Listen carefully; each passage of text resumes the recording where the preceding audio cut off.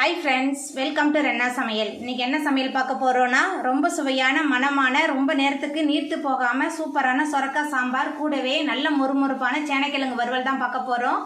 ரெண்டுமே ரொம்ப சுவையாக இருக்கும். எளிமையான முறையில் வீட்டில் உள்ள பொருட்களை வச்சு ரொம்ப சுவையாக செஞ்சிடலாம். அந்த சுவையான சொரக்காய் சாம்பார் கூடவே நல்ல மொறுமொறுப்பான சேனைக்கிழங்கு வறுவல் வீட்டில் உள்ள எல்லாருமே ரொம்ப விரும்பி சாப்பிட்ற மாதிரி எப்படி செய்யறதுன்னு வாங்க பார்த்துடலாம். சொரக்காய் சாம்பார் பண்ணுறதுக்கு நம்ம முதல்ல நறுக்கி வச்சுருக்கிற சொரக்காய் சேர்த்துக்கலாம். சொரக்காய் தோல் சீவிட்டு அந்த விதையோடு தான் சேர்த்துருக்கேன். அப்போ தான் சாம்பார் நல்ல சுவையாக இருக்கும். அதுக்கப்புறமா ஒரு தக்காளி பழம் பொடியாக நறுக்கி வச்சுருக்கேன். தக்காளி பழம் சேர்த்துக்கலாம்.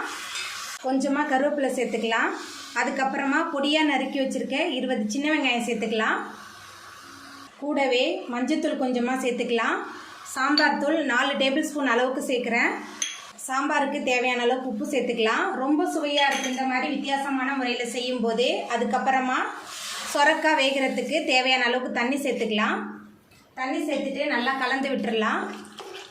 தண்ணி சேர்த்துட்டு நல்லா கலந்து விட்டாச்சு. குறைவான தண்ணி தான் சேர்த்துருக்கேன், ஏன்னா சொரக்காய் தண்ணி காய் தான், அதனால் அதுவே தண்ணி விட்டு தான் வேகும். இப்போ சொரக்காய் நல்லா வெந்து வரட்டும். நம்ம சேர்த்த தண்ணிலாம் நல்லா கொதிச்சு சொரக்காய் 3/4 பதம் அளவுக்கு நல்லா வெந்து வந்துருச்சு. அதுக்கப்புறமா நம்ம வேக வச்சுருக்கிற தோரம்பருப்பு சேர்த்துக்கலாம். தோரம்பருப்பு குழைவாக வேக வச்சு எடுத்துருக்கேன். தோரம்பருப்பு சேர்த்துட்டு நல்லா கலந்து விட்டுறலாம். தோரம்பருப்பு சேர்த்துட்டு நல்லா கலந்து விட்டாச்சு. எல்லாமே சேர்ந்து நல்லா கொதிச்சு வரட்டும். வேக வச்ச தோரம்பருப்புலாம் சேர்த்து சாம்பார் நல்லா கொதிக்க ஆரம்பிச்சிருச்சு. இப்போ அடுப்பை ஆஃப் பண்ணிவிட்டு இதை தனியாக எடுத்து வச்சுட்டு தாளிச்சிடலாம். சாம்பார் தாளிக்கிறதுக்கு அடுப்பில் கடாய் வச்சுருக்கேன். இப்போ இதில் எண்ணெய் சேர்த்துக்கலாம். 1.5 ஸ்பூன் அளவுக்கு எண்ணெய் சேர்த்துருக்கேன். எண்ணெய் சூடாகி வரட்டும். எண்ணெய் சூடாகிட்டு இதில் கொஞ்சமாக கடுகு சேர்த்துக்கலாம். கடுகு பொரிய ஆரம்பிச்சிருச்சு. 2 காய்ந்த மிளகாய் சேர்த்துக்கலாம். கூடவே கொஞ்சமாக கருவேப்பிலை சேர்த்துக்கலாம். அதுக்கப்புறமா நம்ம வேக வச்சுருந்த தோரம்பருப்பு, சொரக்காய் அதெல்லாம் சேர்த்துடலாம். சேர்த்துட்டு நல்லா கலந்து விட்டுடலாம். தோரம்பருப்பு சொரக்காய் கலவையெல்லாம் சேர்த்துட்டு நல்லா கலந்து விட்டாச்சு. கூடவே கொஞ்சமாக பெருங்காயத்தூள் சேர்த்துக்கலாம். அதுக்கப்புறமா கொஞ்சமாக கொத்தமல்லி தழை தூவிடலாம். தூவிட்டு நல்லா கலந்து விட்டு கொதிக்க விடலாம். எல்லாமே சேர்ந்து ஒரு கொதி வரட்டும். எல்லாமே சேர்ந்து நல்லா கொதிச்சு வந்துருச்சு. ரொம்ப சுவையான மணமான சொரக்காய் சாம்பார் சூப்பராக ரெடி ஆகிட்டு, கொஞ்சமாக நெய் விட்டு குழந்தைங்களுக்கு கொடுத்தா குழந்தைங்க ரொம்ப விரும்பி சாப்பிடுவாங்க. இப்போ நம்ம அடுப்பு ஆஃப் பண்ணிடலாம். சேனைக்கிழங்கு வறுவல் பண்ணுறதுக்கு சேனைக்கிழங்க முதல்ல வேக வைக்கணும். அதுக்கு அடுப்பில் கடாய் வச்சு தண்ணி சேர்த்துருக்கேன். தண்ணி நல்லா கொதிச்சு வரட்டும். தண்ணி சூடாகி கொதிக்க ஆரம்பிச்சிருச்சு. இப்போ இதில் சின்ன லெமன் சைஸ் புளியை தண்ணியில் ஊற வச்சு கரைச்சி வச்சுருக்கேன். புளித்தண்ணி சேர்த்துக்கலாம். எதனால் புளித்தண்ணி சேர்க்குறோன்னா, அப்போ தான் அந்த சேனைக்கிழங்குல உள்ள காரல் தன்மை இல்லாமல் இருக்கும். அதுக்கப்புறமா கொஞ்சமாக மஞ்சத்தூள் சேர்த்துக்கலாம். கூடவே சேனைக்கிழங்குக்கு தேவையான அளவுக்கு உப்பு சேர்த்துக்கலாம். உப்பு சேர்த்துட்டு நல்லா கலந்து விட்டுறலாம். உப்பு சேர்த்துட்டு நல்லா கலந்து விட்டாச்சு. அதுக்கப்புறமா நம்ம தோல் சீவி நறுக்கி வச்சுருக்கிற சேனைக்கிழங்கு சேர்த்துக்கலாம். கண்டிப்பாக புளித்தண்ணி சேர்க்கணும். புளித்தண்ணி சேர்க்கும் போது அந்த காரல் தன்மை இல்லாமல் இருக்கும். சேனைக்கிழங்கு சேர்த்துட்டு நல்லா கலந்து விட்டுறலாம். சேனைக்கிழங்கு பாதி அளவுக்கு வெந்து வரட்டும். சேனைக்கிழங்கு நல்லா பாதி அளவுக்கு நல்லா வெந்து வந்துருச்சு. இப்போ நம்ம அடுப்பை ஆஃப் பண்ணிடலாம். அடுப்பை ஆஃப் பண்ணிவிட்டு இந்த தண்ணியெல்லாம் வடித்து வச்சிடலாம். சேனைக்கிழங்கு வேக வச்சதை ஒரு பாத்திரத்தில் கொட்டி தண்ணியெல்லாம் வடிய விட்டுட்டேன். இந்த மாதிரி ஓட்ட பாத்திரத்தில் நம்ம சேர்த்தோமா தண்ணியெலாம் முழுமையாக வடிஞ்சு வந்துடும். இப்போ இதை ஒரு பிளேட்டில் மாற்றிக்கலாம்.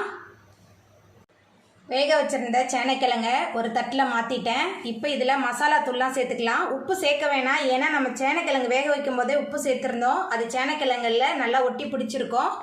அதுக்கப்புறமா மசாலா தூளில் முதல்ல தனி மிளகாய் தூள் சேர்த்துக்கலாம். தனி மிளகாய் தூள் கொஞ்சம் அதிகமாக தான் சேர்க்கணும். இது காரம் அதிகமாக இருந்தால் நல்ல சுவையாக இருக்கும். 2.5 டேபிள் ஸ்பூன் அளவுக்கு நான் சேர்க்குறேன். கொஞ்சமாக மஞ்சத்தூள் சேர்த்துக்கலாம். கரம் மசாலா வேணும்னா நீங்கள் கரம் மசாலா சேர்த்துக்கோங்க. அதுக்கப்புறமா இஞ்சி பூண்டு விழுது 2 டேபிள் ஸ்பூன் அளவுக்கு சேர்க்குறேன். சேர்த்துட்டு முதல்ல எல்லாத்தையும் நல்லா கலந்து வச்சிடலாம். மசாலா தூள்லாம் சேர்த்துட்டு நல்லா கலந்து விட்டாச்சு. நம்ம சேர்த்த மசாலா, சேனைக்கிழங்கு எல்லாமே சேர்ந்து நல்லா கலந்து வந்துடுச்சு. அதுக்கப்புறமா 3 டேபிள் ஸ்பூன் அளவுக்கு சோள மாவு சேர்த்துக்கலாம். கூடவே 2 டேபிள் ஸ்பூன் அளவுக்கு அரிசி மாவு சேர்த்துக்கலாம். சேர்த்துட்டு நல்லா கலந்து விட்டுடலாம். தண்ணிலாம் எதுவுமே சேர்க்க வேணாம். சேனைக்கிழங்கு நம்ம வேக வைக்கும்போது உள்ள தண்ணியே போதுமானதாக இருக்கும். குழந்தைங்களுக்கு செஞ்சு கொடுத்தாலும் குழந்தைங்க ரொம்ப விரும்பி சாப்பிடுவாங்க. ரொம்ப சுவையாக இருக்கும். நம்ம சேர்த்த அரிசி மாவு, சோள மாவு எல்லாமே நல்லா கலந்து வந்துருச்சு. இதை அப்படியே ஒரு 10 நிமிஷத்துக்கு வச்சுட்டு நம்ம அப்படியே பொரிச்சு எடுத்துட வேண்டியதான். சேனைக்கிழங்கு வறுவல் பண்ணுறதுக்கு அடுப்பில் கடாய் வச்சுருக்கேன். இப்போ சேனைக்கிழங்கு பொரிக்கிறதுக்கு தேவையான அளவுக்கு எண்ணெய் சேர்த்துக்கலாம். எண்ணெய் சூடாகி வரட்டும். எண்ணெய் சூடாகி வந்துட்டு இப்போ அடுப்பை மிதமான தணலில் வச்சு நம்ம மசாலா தடவி வச்சுருக்கிற சேனைக்கிழங்கு சேர்த்துக்கலாம். அடுப்பை மிதமான தணலில் தான் வச்சு பொரிச்சு எடுக்கணும்.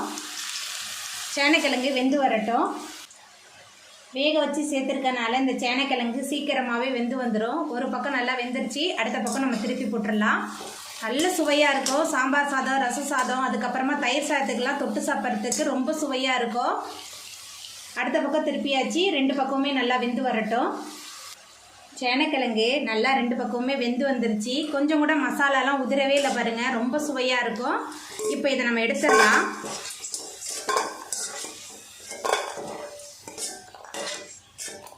பாருங்கள் எவ்வளோ சூப்பராக பொரிச்சு எடுத்துருக்கேன்னு சொல்லிட்டு, இதே மாதிரி எல்லாத்தையுமே போட்டு நம்ம பொரிச்சு எடுத்துக்கலாம்.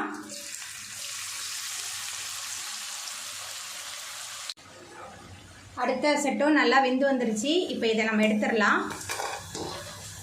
இதே மாதிரி எல்லாத்தையும் போட்டு நம்ம பொரிச்சு எடுத்துக்கலாம். ரொம்ப சுவையாக இருக்கும் இந்த சேனைக்கிழங்கு வறுவல். அவ்வளோதாங்க, ரொம்ப சுவையான மணமான சொரக்காய் சாம்பார் கூடவே நல்ல மொறுமொறுப்பான சேனைக்கிழங்கு வறுவல் சூப்பராக ரெடி ஆகிட்டு. இந்த சுவையான சொரக்காய் சாம்பார் சேனைக்கிழங்கு வறுவலை நீங்களும் உங்கள் வீட்டில் செஞ்சு பாருங்கள். இந்த வீடியோ உங்களுக்கு பிடிச்சிருந்தா லைக் பண்ணுங்கள், ஷேர் பண்ணுங்கள், கமெண்ட் பண்ணுங்கள், சப்ஸ்கிரைப் பண்ணுங்கள். அப்படியே பக்கத்தில் உள்ள பெல் பட்டனையும் கிளிக் பண்ணிடுங்க. நன்றி.